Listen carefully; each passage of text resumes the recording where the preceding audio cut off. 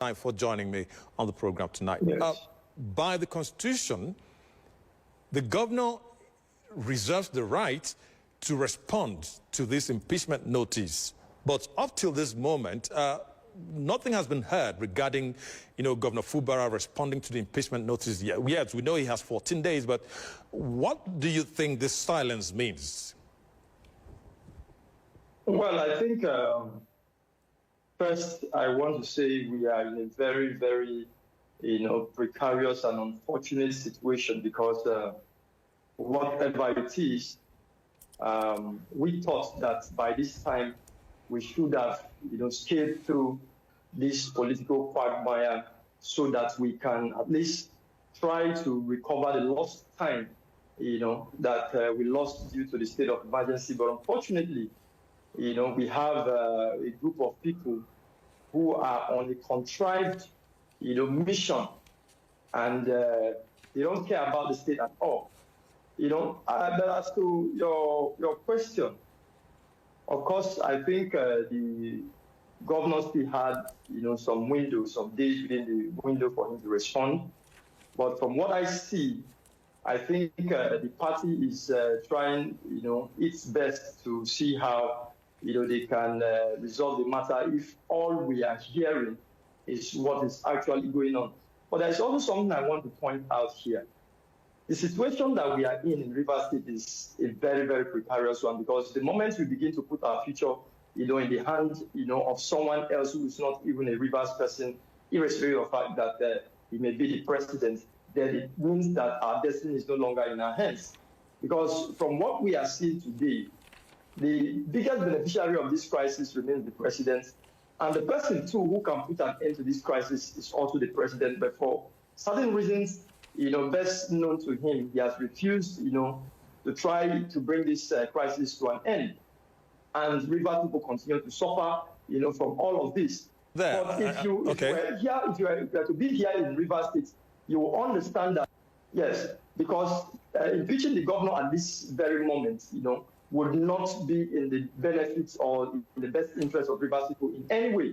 Remember that we lost about 6 months, from March to September, and then for the governor to just come back right now and still trying to see how he can, stabilize and put things together, and then the impeachment notice is coming up again. Of course, these are very, very trying times, for Rivers people, and we wish, above every other thing, that there should be, something that could be done, and then all this crisis will come to an end. All right, Solomon, just hold that thought. I'll come back to you. Next question. There was an agreement, definitely, because it is now evident that there was an agreement because before now, just before, weeks and days, months before the emergency rule was lifted, a lot of persons said there was definitely an agreement that the governor entered into, and many people denied it and all of that. But considering what is going on now and what we're hearing, Solomon, I would like you to respond to this one, definitely, because we need to find out this, as important as it is. What are the terms of agreement that the governor entered into, if there's any? Which is part of the reasons why all of this is coming up again. Because a lot of persons believe and have, clearly stated that, yes, there is indeed an agreement that the governor entered into. So I'd like you to tell us right here. Well, I think if we are to go by, the words on the street, or maybe from, observation, that we have always seen around politics, I don't think there was any written agreements, although I don't know, because any agreements, if there were any, entered into that is not, to the benefit of Rivers people, is null and void. And one other thing, too, that is also very important is that, from the moment the governor was sworn into office, he ceases to be a man of his own. He then became, the property of Rivers people. So if the governor went into an agreement either willingly or by coercion, and that agreement is not to the benefit of Rivers people, at that point it stands null and void. So, of course, I can also tell you that based on the body language of the political gladiator, especially the FCT minister, if there were some agreements that was entered into, I'm sure going by his own nature, he's someone who is always very vocal. I'm sure that he would have, made mention of the terms of this agreement by now, or probably they would have leaked it to the media so that people will see. But we cannot, put our argument or be so certain, from the things that we are seeing on the social media, because the social media is so uncensored. People can, dump whatever garbage they like there. So if we are to go by that, we will definitely be coming to, a wrong assumption and stuff.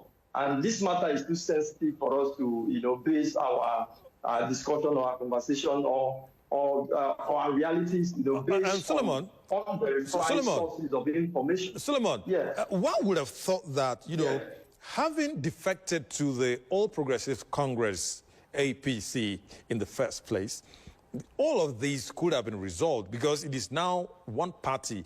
Yeah, there may be factions, there may be this camp and that camp and all of that, but it is now one party. One would have expected that, all of these issues that were, raising dust and causing heat and fire before now could have been stemmed down to the barest minimum. But it is still a worry that within the same party now, these issues are still there. Shouldn't, is party no longer supreme?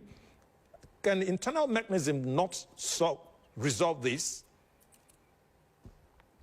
Well, if you remember, in my first introductory statement, I said that this crisis is a contrived one.